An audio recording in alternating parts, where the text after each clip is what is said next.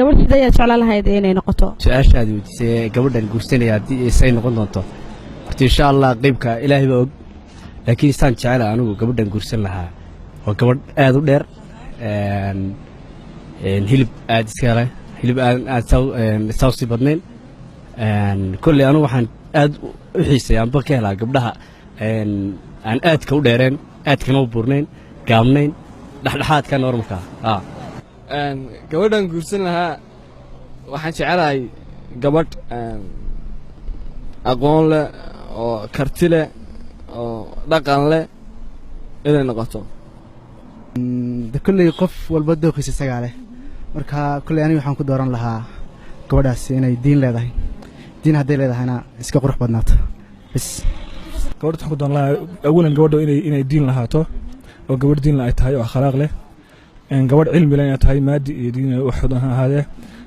inay gabadh akhlaaq leh tahay inay gabadh qurux badan tahay gabadh iska normal aan guursan lahaa caadi ah mimi gabdhaha gaagaaban ka xanaaqan aad uma gaagaabna gabadh ila leefalan guursan lahaa kul waxaan guursan lahaa hadii gabadh ila iska caadi oo quruxna iska leh fiican waxaan ka helaa anigu hablaha midabkooda aan bedelin aan sina odhanin maarayn dhalaal xiga waxaan ku yidhi kuwaasna aan ugu jeclahay dheer ma gaaban ina naagtu waa inay dheer tahay ay waxaan ku yidhi timaheedu aad u dhaadheeryihiin buuran tahayna raaxa tahay gabadh cas oo iska dhuubanan buurnayn oo laakiin dee anigana laganiga weynin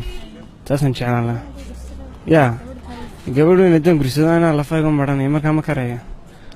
horta dadka qurux laguma qiimeeyo dadnimo iyo karti baa lagu qiimeeya iyo garasho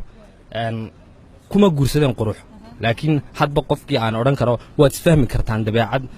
diin iyo dhaqan iyo akhlaaqad leh dadnimona leh ayaan odhan lahaa guursan lahaa gabadha aan guursanayo waxaan jecelahay inay noqoto tu waxaan jecelahay jecel waxaan necebahayna dee neceb anigana i garab taagan annagaan garab taaganahay ahna tu wadata dabeecadda iyo dhaqanka iyo tu ku salaysan dabeecaddeeduna ku salaysnaatay ujeedaa diinta islaamka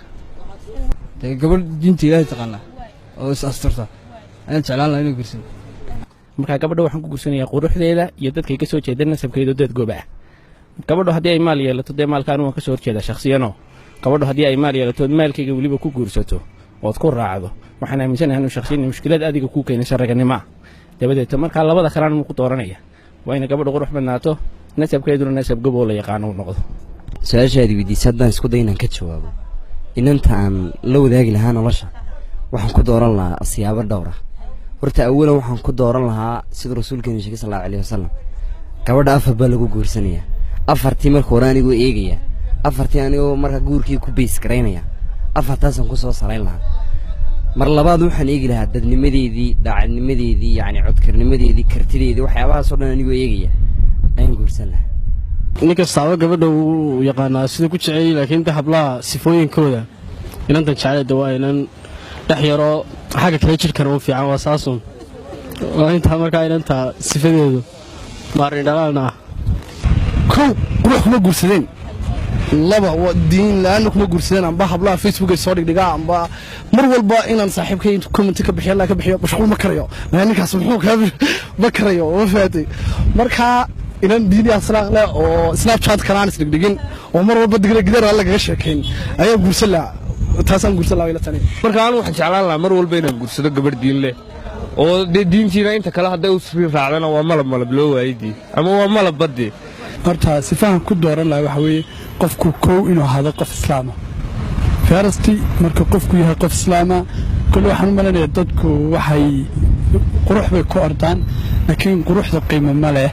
qofku waa inuu ahadaa qof dhaqan iyo diin iyo dabeecadiyan qof dabeecadiisu wanaagsan tahay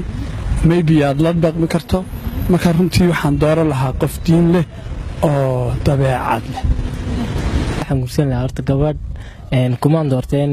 qurux amba lacag waxaasoo dhan kumaan doorteen laakiin waxaan ku dooran lahaa dhaqankeeda diinteeda iyo islaamnimadeeda anu horta waxaan ku guursan lahaa gabadha xisho hadday noqoto iyo haddii diin iyo dhaqan noqoto ayaan ku guursan lahaa anigoo kala kaashaday dee magaranaysaa go'aanadayda iyo maskaxayda inan lacag kuma doorteen quruxduna muhiim maaha way isbedelaysaa kolleyba quruxdu wax joogaysa maaha marka waxaan odhan lahaa in gabadh diin leh akhlaaqdeeduna wacan tahay